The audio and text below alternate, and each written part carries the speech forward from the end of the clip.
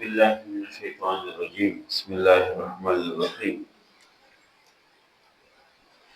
شهر رمضان الذي أنزل فيه القرآن وقال النبي صلى الله عليه وسلم الصيام والقرآن يشفعان للعبد صدق الله العظيم وصدق رسوله النبي الكريم ونحن على ذلك لمن الشاهدين والشاكرين والحمد لله رب العالمين۔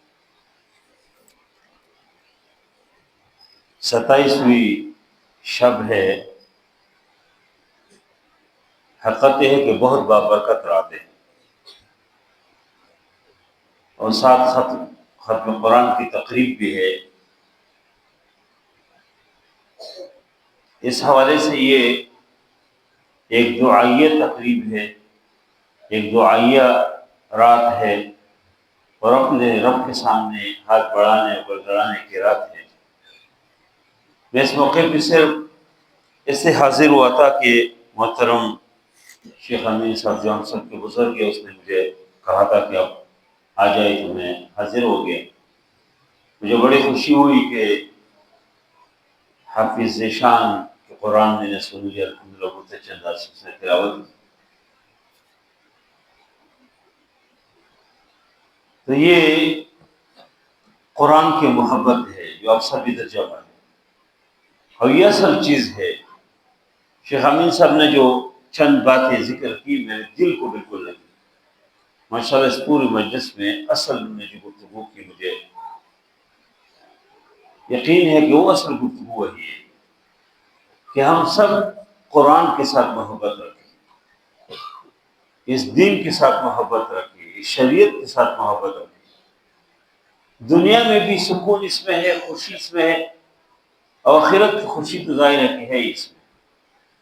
جو لوگ اس قرآن سے اس دین سے جتنے دور ہے اس کے پاس بینک بیلنس بھی بہت ہے، ان کے پاس بہترین قسم کے بیڈ روم ہے، بہترین قسم کے رہائش گاہ ہے، سب کچھ ہے، اعلیٰ قسم کے رہائش اور سکون بظاہر زندگی ہے، لیکن وہ سکون نہیں ہے اس میں۔ جو لوگ دین کے قریب ہے، اسلام کے قریب ہے، شریعت کے قریب ہے، اس کے دلوں میں اللہ نے سکون ڈال دیا، اس کے دلوں میں راحت ہے۔ قرآن نے نہیں فرمایا کہ اللہ بذکر اللہ تطمئن القلوب، اللہ کی ذکر میں اس قرآن کی وجہ سے لوگ کے دلوں کو اطمینان ملتے ہیں۔ حضرت عمر فاروق رضی اللہ عنہ 24 لاکھ مربع میل زمین کے اوپر حکومت، وہ ایک باروب حکومت، ہماری حکومتوں کی طرح نہیں، ہمارے حکمران کی طرح نہیں کہ گھر سے نہیں نکل سکتے، اپنے دفتر سے باہر سیکورٹی کے بغیر نہیں نکل سکتے، آگے پیچھے گاڑیاں نہ ہو اور گارڈ نہ ہو نہیں نکل سکتے۔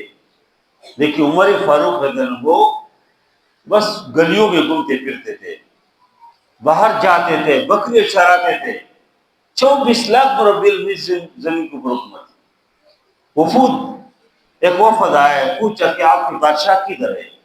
اس نے کہا ہمارے کوئی بادشاہ ہے نہیں، ہماری خلیفہ ہوتے۔ تو کہا کدھر ہے، اس کے محل کدھر ہے؟ کہا اس کے محل نہیں ہے، ایک فقیر آدمی ہے پیچھے پہ کس درخت کے نیچے سویا ہوگا، اور واقعی تلاش کیا ایک جگہ ایک درخت کے نیچے پتھر سر کے نیچے رکھ کے سو رہے آرام سے۔ اس عیسائی نے دیکھا اور اس نے کہا کہ جو آدمی اللہ سے ڈرتے ہیں ساری دنیا اس سے ڈرتی ہے۔ عمر فاروق پوری دنیا اس سے ڈرتی ہے۔ یہودی اپنے بچوں کو سلاتے تھے، کہتے سو جاؤ عمر آ رہا ہے، سو جاؤ عمر آ رہا ہے، اور بچے اپنی رضائی کے اندر اور کمبل کے اندر گھس کے سوتے تھے۔ وہی عمر فاروق رضی اللہ عنہ فرماتے ہیں، اس سے کس نے کہا کہ آپ کو اللہ نے اسلام کو عزت دی بہت، آپ جب اسلام میں داخل ہو گئے تو اسلام بہت معزز ہو گیا۔ اس نے کہا نہیں، کنا اذل قوم اعزنا اللہ بالاسلام، ہم تو ذلیل لوگ تھے، ہمیں اللہ نے جو عزت دی اسلام کو سے دی۔ اور پھر کہا کہ ان گلیوں میں اور کہا کہ ان صحراؤں میں اونٹ چرانے کی لاتا تھا، میں اونٹ چرا نہیں سکتا تھا، اور میرے والد میرے اوپر کوڑے برساتے تھے کہ تم اتنے نااہل ہو، تم بکریاں بھی نہیں چرا سکتے، تم اونٹ بھی نہیں چلا سکتے۔ کہا کہ اسلام نے ہمیں عزت دی، اس اسلام کے اندر عزت ہے، اس کے اندر خیر ہے۔ جو جتنے اسلام کے قریب آئے وہ خوش رہتے ہیں۔ حضرت علی رضی اللہ عنہ فرماتے ہیں کہ نبی کریم صلی اللہ علیہ وسلم کے مجلس میں موجود تھے، اللہ کے نبی صلی اللہ علیہ وسلم نے فرمایا کہ الا انہا ستکون فتن، ان قریب فتنے شروع ہو جائیں گے، فتنے اور بڑے پیمانے کی فتنے آئیں گے۔ تو حضرت علی رضی اللہ عنہ فرماتے ہیں کہ میں نے پوچھا کہ یا رسول اللہ ما المخرج منها، ان فتنوں سے بچنے اور نکلنے کا راستہ کیا، کیسے ان فتنوں سے بچ جائیں گے؟ تو اللہ کے نبی صلی اللہ علیہ وسلم نے فرمایا کہ بکتاب اللہ، اللہ کی کتاب سے، قرآن سے، ہوا حبل اللہ المتین، فرمایا کہ اللہ کی ایک مضبوط رسی ہے یہ قرآن، وہ حبل اللہ المتین، وہ صراط المستقیم، سیدھا راستہ ہے، سیدھے انسان کو جنت کی طرف پہنچاتے ہیں۔ اور پھر پوری طرح نبی کریم صلی اللہ علیہ وسلم نے اس قرآن کی دکان ذکر کیا کہ اس قرآن کے قریب آپ آئیں گے تو کیا کیا آپ کو ملے گی۔ اس لیے خوش نصیب ہے وہ لوگ، آپ سب خوش نصیب ہے کہ آپ نے تراویح کے اندر قرآن سن لیا، آپ نے گھروں کے اندر تلاوت کی۔ ماشاءاللہ آپ لوگوں میں سے لوگ ہیں کہ جو مستقل تلاوت کرتے ہیں، ہمیشہ قرآن پڑھتے ہیں، اور میں ہمیشہ کہتا ہوں کہ قرآن الحمدللہ، قرآن میں بظاہر کوئی ادبی الفاظ بھی پڑھتے اس کے اندر بھی ایک اثر ہے۔ امام احمد بن حنبل کے بارے میں بہت مشہور ہے کہ اس نے اللہ تعالیٰ کو خواب میں دیکھا، اور اللہ سے انہوں نے پوچھا کہ یا اللہ سب سے بہترین عمل کیا ہے، آپ کو جو سب سے بہتر عمل کیا ہے جو آپ پسند کرتے ہیں؟ تو فرمایا کہ میں قرآن کی تلاوت کو پسند کرتا ہوں۔ تو پوچھا کہ بفہم ام بغیر فہم، فہم کے ساتھ کہ بغیر فہم کے ہو؟ فرمایا کہ فہم کے ساتھ ہے، فہم کے بغیر۔ متقی کتاب، اللہ کی کتاب، جو اب اس کی تلاوت کرتے ہی بھی بہت بڑی بات ہے۔ بعض لوگ یہ سمجھتے کہ شاید اس کی تلاوت کے اندر صرف فائدہ نہیں ہے، نہیں، اللہ کے نبی صلی اللہ علیہ وسلم کی بعثت کی جو مقاصد ہے اس میں ایک مقصد تلاوت آیات، لقد من اللہ علی المؤمنین اذ بعث فیہم رسولا من انفسہم یتلو علیہم آیاتہ، تلاوت آیات۔ اور نبی کریم صلی اللہ علیہ وسلم قرآن کو سنتے تھے، خود سنتے بھی تھے، سناتے بھی تھے۔ حضرت ابی بن کعب رضی اللہ عنہ سے کہا کہ مجھے اقرأ علی القرآن، مجھے کہا کہ میں آپ کو قرآن سناؤں۔ ابی بن کعب سے کہا مجھے اللہ نے فرمایا کہ میں آپ کو قرآن سناؤں۔ اس نے کہا کہ اللہ نے میرا نام لیا، اور سمانی ربی، اللہ نے میرا نام لیا؟ فرمایا ہاں اللہ نے آپ کا نام لیا۔ اور پھر ابی بن کعب نے لم یکن الذین کفروا سورۃ بینہ اس کی تلاوت کی۔ ایک موقع جو عبداللہ بن مسعود سے کہا کہ میں آپ چاہتا ہوں کہ آپ سے قرآن سنوں، اور ابی اور عبداللہ بن مسعود رضی نے فرمایا کہ یا رسول اللہ یہ قرآن تو آپ کے اوپر نازل ہے، اقرأ علیک وعلیک انزل، یہ قرآن تو آپ کے اوپر نازل ہے، میں آپ کی تلاوت کروں؟ تو نبی کریم صلی اللہ علیہ وسلم فرمایا کہ ہاں انی احب ان اسمعه من غیری، کہ میں اس بات کو پسند کرتا ہوں کہ قرآن کسی اور سے بھی سنو۔ اور پھر حضرت عبداللہ بن مسعود رضی اللہ عنہ نے سورۃ النساء کی تلاوت سنی، اور جب اس آیت میں پہنچے کہ فکیف اذا جئنا من کل امۃ بشہید وجئنا بک علی ہؤلاء شہیدا، اس میں قیامت کا منظر ہے کہ نبی کریم صلی اللہ علیہ وسلم سے وہ نبوت کی جو بوجھ اور ذمہ داری ہے اس کے بارے میں پوچھ گچھ کی جو بات آئے، نبی کریم صلی اللہ علیہ وسلم فرمایا کہ حسبک اللہ، یہ کافی ہے۔ اور عبداللہ بن مسعود فرماتے ہیں کہ میں نے اللہ کے نبی صلی اللہ علیہ وسلم کی آنکھوں کی طرف دیکھا، فإذا عیناہ تذرفان، آنکھوں سے آنسو بہہ رہے تھی۔ قرآن متقی اس کی تلاوت بھی بہت بڑی بابرکت ہے، لیکن جس طرح پانی ہے، پانی آپ گلاس میں لیتے ہیں تو آپ اپنی پیاس کو بجھاتے اسے، پانی آپ تھوڑا زیادہ لیتے گھر کے برتن، گھر کی ضرورت پوری کرتے ہیں، آپ اس سے بھی زیادہ لیتے ہیں تو آپ اپنے باغات اور اپنی فصل اور تمام کھیتوں کو پہنچاتے ہیں۔ اس طرح اللہ کی کتاب ہے، یہ صرف اگر آپ نے صرف اس کو چند چیزوں کے لیے مخصوص چیزوں کے لیے استعمال کر رہے ہیں، یہ بھی آپ استعمال کر سکتے ہیں، لیکن یہ بہت عظیم کتاب ہے، بہت خیر سے بھرپور کتاب ہے، جس نے عرب کے وہ صحرا نشینوں کو جو بلند و بالا مقامات دیے ہے تو تب دیا کہ انہوں نے پورے قرآن کے مطابق زندگی گزاری۔ اور میں یہ بات پہلے بھی اس جمعے کی نماز میں نے کیا کہ الحمدللہ کہ دینی مدارس نے بہت بڑا کام کیا، وہ جو مشہور ہے نا کہ قرآن حجاز میں اترا ہے، مصریوں نے پڑھا ہے اور بر صغیر پاک ہند کے لوگوں نے سمجھا اس قرآن کو، واقعی بہت اچھے قرآن مصر میں موجود ہے، لیکن بہترین مفسرین، بہترین محدثین اور قرآن کے بہترین خدمت جو کیا برصغیر پاک ہند کے لوگوں نے کیا۔ یہاں کے مدرسوں نے بہت بڑا کام کیا کہ ہر زبان میں تفسیر موجود ہے، ہر زبان میں حدیث کتاب موجود ہے۔ میں اگر پشتو بولتا ہوں تو پشتو میں کئی لوگوں نے قرآن کی تفاسیر لکھی ہے، اگر کوئی پنجابی بولتے تو پنجابی میں کئی لوگوں نے کام کیا، کئی طرح کے سب تک لوگوں نے تفاسیر لکھی اور حدیث کی کتاب میں ترجمہ کیا۔ کوئی اگر سرائکی بولتے، کوئی اگر سندھی بولتے، کوئی اگر کوئی اور زبان بولتے، تو ہر زبان میں الحمدللہ کتابیں موجود ہے، ترجمے موجود ہے۔ اس وجہ سے ہمارے اوپر ہم ذمہ داری بنتے ہیں کہ ہم اس پوری 30 پارے قرآن کو سمجھیں۔ اس 30 پارے قرآن میں صرف نماز کی بات نہیں ہے کہ صرف تو نماز پڑھو، تو صرف زکوٰۃ کی بات نہیں ہے کہ زکوٰۃ دو تو زکوٰۃ، صرف حج کی بات نہیں ہے، صرف روزے کی بات نہیں ہے۔ یہ تو ایک رکوع میں آ سکتے ہیں، زیادہ ایک آیا، ایک رکوع، چلو ایک پارہ۔ یہ 30 پارے قرآن جو اللہ نے بھیجا اس میں زندگی کے ہر حوالے سے ہدایت موجود ہے۔ اب گھر کے اندر ہے تو اب زندگی کیسے گزارے، آپ کی بیوی کے ساتھ تعلقات کس طرح ہو، بچوں کے ساتھ تعلقات کس طرح ہو، گھر میں اب کس طرح رہے، اب گھر سے باہر ہے، اب دکاندار ہے، اسلام کی ہدایت موجود ہے کہ تم کس طرح زندگی گزارو۔ آپ کاروبار کرتے، تجارت کرتے، آپ جہاد کرتے، آپ لڑتے، اب جنگ کی حالت میں، اب صلح کی حالت میں، آپ پارلیمنٹ میں، اب عدالت میں، زندگی کی کوئی حصہ ایسا نہیں ہے کہ اسلام نے اس میں ہمارے رہنمائی کو، ایسا نہیں ہے کہ بابا محمد اللہ اللہ، بابا محمد رام رام، ایسا نہیں ہے کہ تم مسجد کے اندر تو اللہ اللہ کرو، اللہ سے ڈرو اور مسجد سے باہر میں کہ تم آزاد ہو، ایسے نہیں ہے۔ اللہ نے فرمایا الیوم اکملت لکم دینکم، ہم نے دین مکمل کیا۔ اس میں کوئی حصہ ایسے نہیں ہے کہ جس میں اسلام کی رہنمائی ہو۔ دیکھو، اور تو چھوڑو، واش روم میں اب جاتے ہو، واش روم اسلام نے رہنمائی کی، ویسے نہیں ہے کہ تم جس طرح بیٹھ گئے نہیں۔ اللہ کے نبی سے فرمایا کہ فلا تستقبل قبلۃ ولا تستدبرها، قبلے کی طرف رخ بھی نہ کرو، پیچھے بھی نہ کرو۔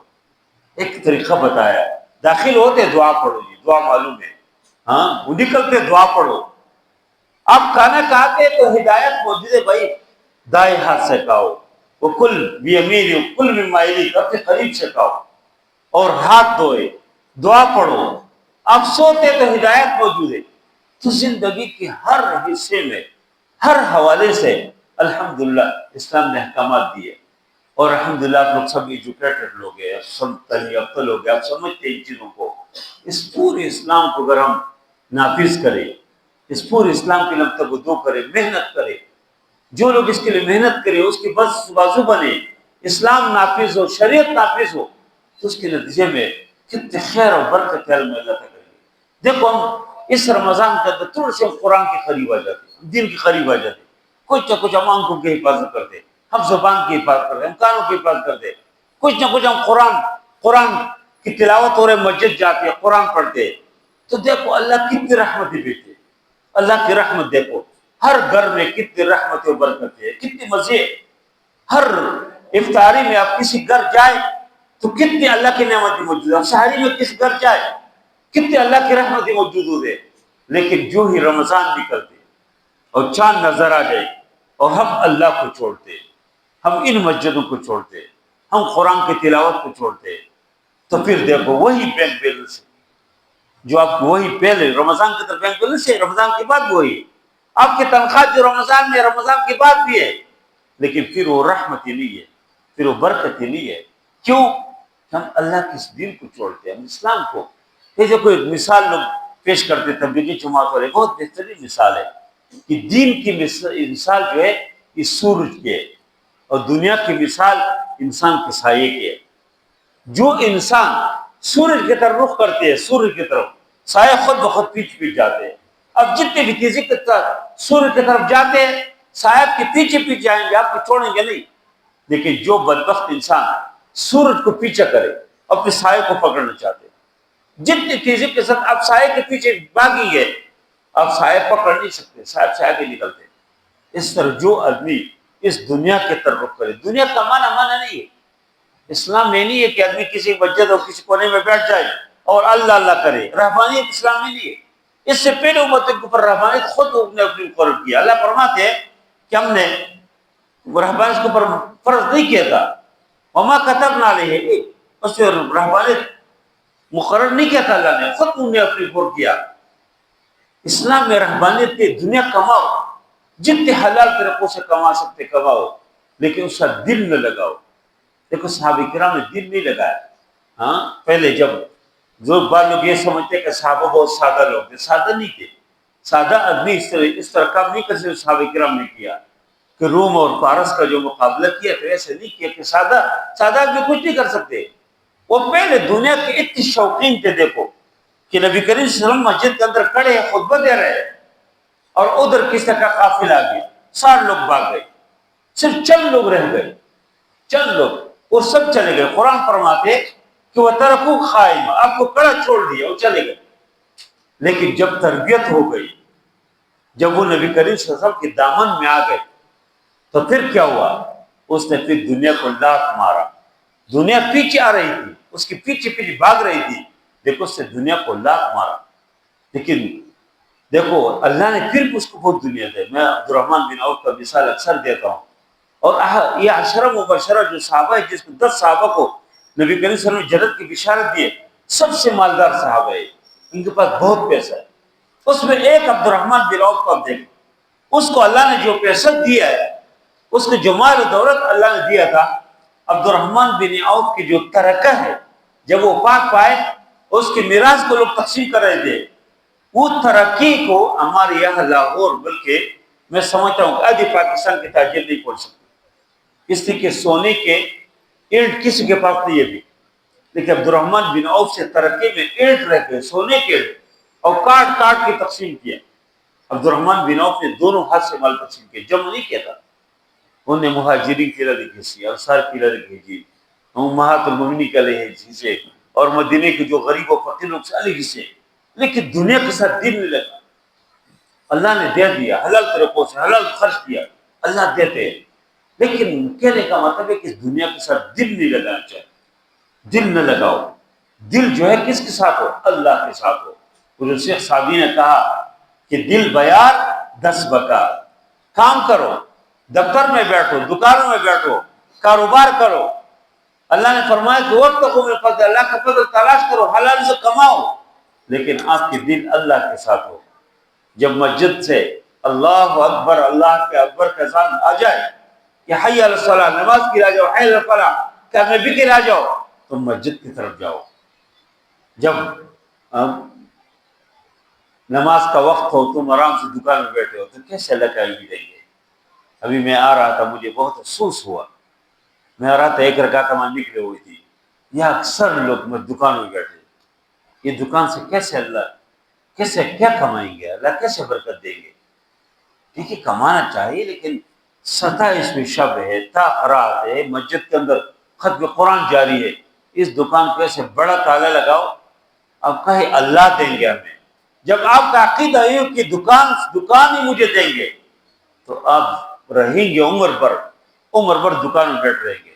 آپ کا یہ عقیدہ ہو کہ نہیں، اللہ دیں گے، برکت اللہ دیتے، تبارک الذی بیدہ الملک وہو علی کل شیء قدیر، اللہ سب کچھ کرتے، تو اللہ پھر دیتے۔ بہرحال میرے بھائیو، یہ رمضان بہت بابرکت مہینہ تھا۔ اللہ تعالیٰ فرماتے کہ شہر رمضان الذی انزل فیہ القرآن، رمضان کا مہینہ وہ بابرکت مہینہ جس کے اندر قرآن نازل کیا تھا۔ اس رمضان کی جو فضیلتیں ہیں اور اس کے جو وجوہات ہے، اللہ نے جو فضیلت دی ہے، اس کا وجہ یہ قرآن ہے، اور یہ قرآن اور رمضان انسان کے لیے سفارش کریں گے۔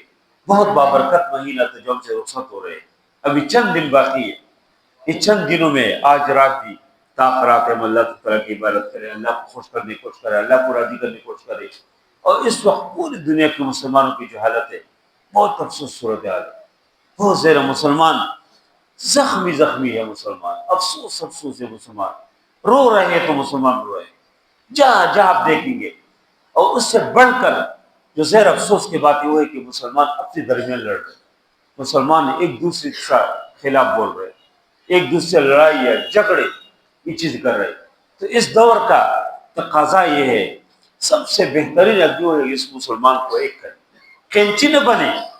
وہ کسی جگہ شیخ الحدیث طلبہ کو درس حدیث دے رہے تھے، جب سال کے آخر میں ختم بخاری ہوتے نا تو طلبہ نے اپنے استاد سے کہا کہ ہمیں کوئی نصیحت کرو. استاد گھر کی طرف گیا اور ایک سوئی نکال دیا، سوئی اور ایک کینچی. طلبہ سے کہا کہ کینچی نہیں بننا، کینچی کا کام کیا ہے؟ کاٹ رہے لوگوں کو. سوئی کا کام کیا ہے؟ جوڑ لاؤ. جوڑ اصل چیز ہے. اس دور میں ایک لوگ پریشان ہے کہ کیا کریں. ایک نوجوان جب گھر سے نکلتے دیکھتے کس مسجد میں جاؤ، کس میں جاؤ. اہل حدیثوں کے پیچھے پڑھو، کہ بریلیوں کے پیچھے پڑھو، کہ دیوبندیوں کے پیچھے پڑھو. کس کے پیچھے پڑھو جی؟ اس لیے کہ کہتے وہ صحیح نہیں، وہ کہتے وہ صحیح نہیں. بھائی لوگ حیران ہیں، لوگ پریشان کہ کیا کریں. ایک بہترین داعی ہے وفات پائی، وہ کہتے ہیں کہ میرے علاقے میں ایک نوجوان تھا، کہتے وہ سنیماؤں میں جاتے تھے، میوزک سینٹر وغیرہ ایک گندگیوں میں لگا تھا.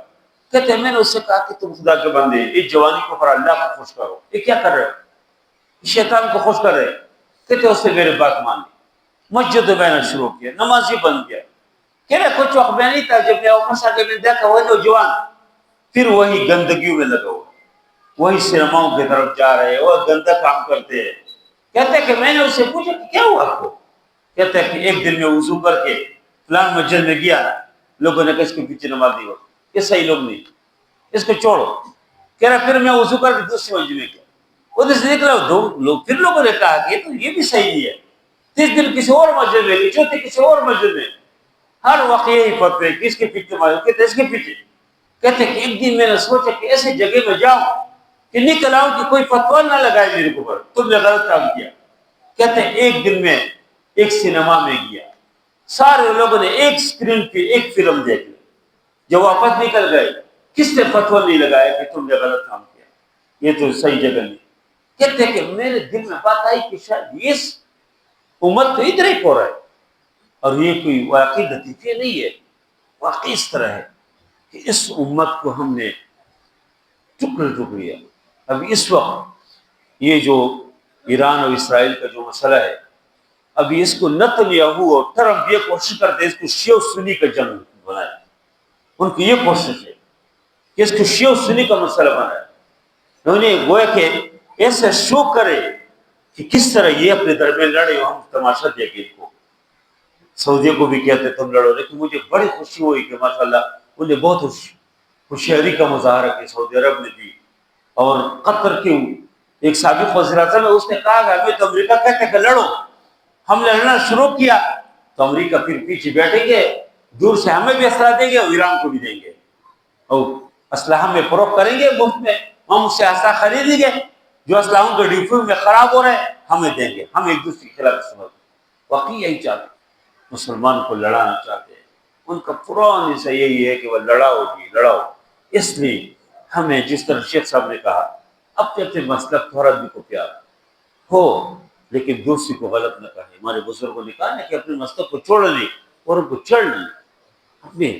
اور اس زمانے میں اس دور میں یہ ہم تو ظاہر ہے کہ ہم ایران کا تو الگ ایک فقہ ہے، الگ ایک سوچ ہے، ان تو الگ کا ان کا عقیدہ ہے، ان کے ساتھ ہم نہیں ہے. سر الحمدللہ ہم تو سنی ہے، مسلمان ہیں. لیکن اس وقت وہ جس طرح اسرائیل کو اس نے جس طرح ٹارگٹ کیا، اسرائیل تو سمجھ رہے تھے کہ ہم اس کو ماریں گے اور نیچے اسے دیکھیں گے. ابھی ان کو جس طرح، اور سب سے بڑی بات ہے کہ عرب دنیا سے اور یہ گلف سے اور خلیج سے امریکہ سے بھاگ گئے کہ پتہ نہیں چل رہا، اور اب سب کچھ چھوڑ کے بھاگ رہے اور پوری دنیا سے کہہ رہے کہ آ جاؤ اور آپ کو کوئی حفاظت نہیں ہے، بھاگو آ جاؤ امریکہ پہنچو. یہ اس کمال کیا اس نے الحمدللہ کہ کسی نے جو کام کیا. یہ کاش اگر 2023 کو جب اسرائیل نے فلسطین کے اوپر حملہ کیا نا 7 ستمبر کو یا 7 اکتوبر کو، اس وقت مسلمان کہتے کہ ہم آ گئے تو کتنی بات کی. وہ اتنے قتل نہ کرتے، اتنے مسلمانوں کو شہید نہ کرتے، بچوں کو شہید نہ کرتے. لیکن افسوس کہ اس وقت نہیں ہوا. اس وقت اگر ہمارے جہاز، ہمارے فوجی، ہمارے میزائل تل ابیب کی طرف متوجہ ہو جاتے کہ بھائی ہم آ رہے ہیں، تو مسلمان کو قتل کر رہے ہیں، مسلمان کو شہید کر رہے ہیں. لیکن لوگوں نے نہیں کیا. چلو ابھی بھی الحمدللہ کچھ نہ کچھ تو ہوا نا کہ وہ بھی رو رہے، پھر صرف ہم روتے تھے، فلسطین کے شہداء کے وہ ویڈیوز کو دیکھتے تھے، خواتین کو دیکھتے رو رہے، بچے رو رہے، ایک عجیب کیفیت تھی اور کنڈ رات کی فلسطین. اب الحمدللہ وہی کیفیت اس سے بڑھ کر فلسطین یہ اسرائیل کا وہ تل ابیب کو اب دیکھیں کنڈر ہے اسے. تو اس لیے ان حالات میں امت کو ایک کرنے کی ضرورت ہے، اس امت کو ایک کرو.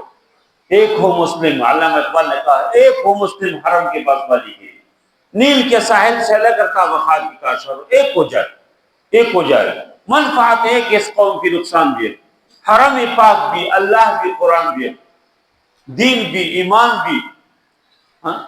اور پھر فرمایا کچھ بڑی بات کے ہوتے جو مسلمان بھی ہے، اور فرقہ بندی ہے کہیں اور کہیں ذات ہے، کیا زمانے میں خلق نے یہی بات ہے. اس لیے ہمیں لڑنا نہیں چاہیے، ہمیں ایک دوسرے کی قدر کرنا چاہیے، عزت کرنا چاہیے. اور اس حالات میں ہمیں مسلمانوں کو مضبوط کرنے کی ضرورت ہے، اور ہمیں امت کی دعاؤں کے آج رات بھی جب آپ کو موقع ہو، سحری میں بھی، افطاری میں بھی، جب بھی آپ کے پاس موقع ہو، اور کچھ نہیں کم از کم دعائیں کرے، یا اللہ مسلمانوں کو فتح دے، یا اللہ جو آپ کو پسند ہے اس کو فتح دے، یا اللہ جو لوگ اسلام اور مسلمانوں کو ٹارگٹ کر رہے ہیں اس کو مار رہے ہیں، اللہ اس کو عبرت کے نشان بن رہے، ذلیل ہو رہے. ابھی ٹرم خود کہہ رہے، کوشش کر رہے کہ کس طرح صلح ہو جائے. اگر وہ مضبوط ہونا تو کبھی اس صلح کی بات نہیں کریں گے. وہ چاہتے مسلمان قتل ہو جائے، لیکن اس کو پتہ ہے کہ ہم تباہ ہو رہے، ہمارے سب کچھ ختم ہو گئی، ڈائریکٹ ٹارگٹ کر رہے اور ہمارے اڈوں کو مار رہے، پوری دنیا میں جہاں جہاں ان کے اڈے ہیں اس کو مار رہے. تو اس لیے وہ ان کو صلح کی طرف بڑھ رہے. ان حالات میں ہمیں ایک تو دعاؤں کی ضرورت ہے، اور دوسری جہاں پر آپ سے کوئی بات ہو، آپ کی صلاحیت، اہلیت، قابلیت، ہوشیاری اس کام کے لیے ہو کہ بس امت کو ہم نے ایک کرنا ہے. بھائی فرقوں کی بات نہ کرو، بھائی تنظیموں کی بات نہ کرو، پارٹیوں کی بات نہ کرو، بس ہم مسلمان ہیں، ہم ایک ہے، ایک ہو مسلم حرم کے پاسبانی کے لیے، اور اسی کے اوپر ہم عمل کریں. اللہ نے فرمایا ان هذه امت واحدہ، ایک امت ہے. اللہ نے فرمایا واعتصموا بحبل اللہ جميعا ولا تفرقوا، اللہ کی رسی کو مضبوطی کے ساتھ پکڑو، اکٹھے ہو کر پکڑو اس کو. اور جب ہم اللہ کی کتاب اور قرآن اور دین کے قریب آئیں گے تو اللہ تعالیٰ مسلمانوں کی شان و شوکت دیں گے، اللہ عزت دیں گے، اس کی رضی میں اللہ تعالیٰ اسلام کو غالب کریں گے. حضرت عمر فاروق رضی اللہ عنہ کی جو میں نے بات کی، یہودی کہتے کہ مسلمانوں کے ایک اور عمر ملتا نا تو پوری دنیا میں اسلام غالب ہوگا. تو آج ضرورت اس بات کی ہے کہ ہم اسی طرح شان و شوکت کے ساتھ آگے بڑھے، قوت کے ساتھ آگے بڑھے. اور وہ علامہ اقبال کو دعا یاد نہیں حرام کتنی درد کے ساتھ دعائی، وہ کہتے یا رب دل مسلم کو وہ زندہ تمنا دے، جو قلب کو گرما دے، جو روح کو تڑپا دے. اور ایسے درد کے ساتھ اس نے بات کی امت کو ایک کرنے کی. اور جس طرح علامہ اقبال کے لوگ تو سمجھتے کہ شاید علامہ اقبال داڑھی نہیں تھی اور کوئی باہر کی دنیا میں پڑھ کے آئے تھے، لیکن جس طرح اللہ کے نبی سے اس کی محبت ہے، دین سے محبت ہے، قرآن سے لوگوں کو جس طرح انہوں نے پہنچانے کی کوشش کی، وہی اصل چیز ہے. ہم اللہ کی کتاب سب سے پہلے اللہ کی کتاب ہو، سب سے هو حبل اللہ المتین واعتصموا بحبل اللہ جميعا ولا تفرقوا. رسول اللہ صلی اللہ علیہ وسلم کی احادیث، نبی کریم صلی اللہ علیہ وسلم کی پوری زندگی، نبی کریم صلی اللہ علیہ وسلم کی سنت، اس کو ہم اپنائیں اور اس کی روشنی میں ہم آگے بڑھیں گے تو اللہ تعالیٰ دنیا میں بھی میں بھی ہمیں اللہ عطا کریں گے، آخرت میں بھی. یہ چند باتیں میں نے ذکر کی، اور ماشاءاللہ میں ایک بار پھر آپ سب کو میں مبارکباد پیش کرتا ہوں. آپ کو بڑی خوشی ہوئی کہ آپ نے ختم قرآن میں شرکت کی. اور میں یہی درخواست کروں گا کہ آگے بھی اس قرآن کے ساتھ تعلق رکھو، اپنے بچوں کو حافظ قرآن بناؤ، دیندار بناؤ، اسکولوں کے ساتھ ساتھ اس کو مدرسوں میں بھیجو. اور اس طرح الحمدللہ مسجد میں جہاں پر قرآن کی کلاس، یہاں پر بھی عشاء کے بعد شیخ صاحب قرآن کی کلاس لیتے، تو کوشش کریں اس طرح جگہوں پہ بیٹھے، اس میں بہت خیر اللہ آپ کو دیں گے. وصلی اللہ تعالی علی خیر خلقہ محمد وعلی آلہ اجمعین برحمتہ یا ارحم الراحمین. جزاک